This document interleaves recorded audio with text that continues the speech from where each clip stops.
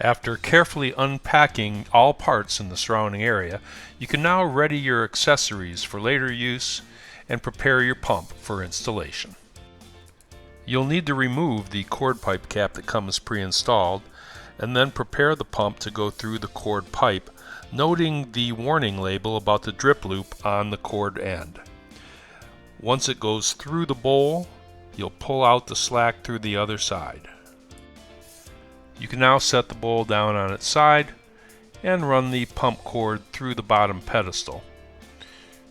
Pull out the slack, and you're going to want to note that groove notch there on the bottom of the pedestal.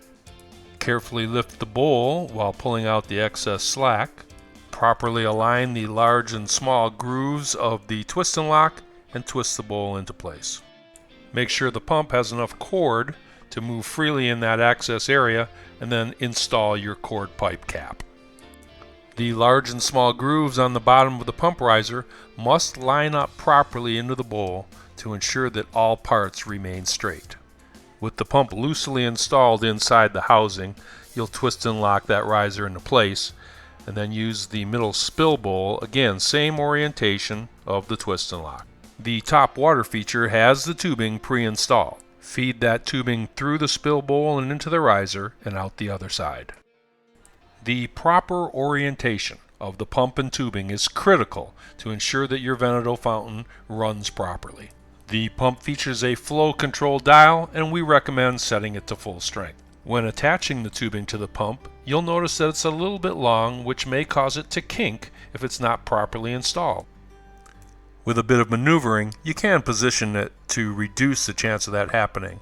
However, if the pump moves around and that happens again, you will reduce the flow to the top feature piece. It's super important that that tubing has no bends or kinks in it all the way up to the top. Therefore, it may be best to simply cut a small piece of that tubing out to ensure that your installation is perfect from the very beginning. Now you can attach the tubing securely to the pump, and then place it back in that basin in such a way that, again, no bends or kinks all the way to the top, but also that the pump sits in there nicely with the front end tilted just a little bit forward to make sure it gets all the water.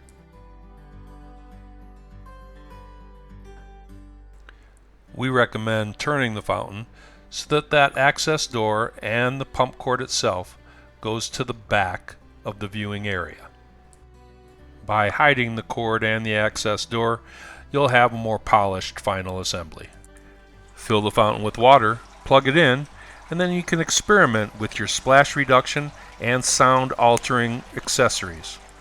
Use your shims to be sure that the fountain is level all around, so that each side of it has an equal amount of water flow. The string rock splash reduction system is a great way to contour the water flow, which will save on frequent top-ups and reduce the amount of moisture in the surrounding area. They can be a little bit tricky to get through the copper piping, so just make sure that they're wet before you put them through each pipe. You can install as many or as few as you like, and you cut them right about at the water level.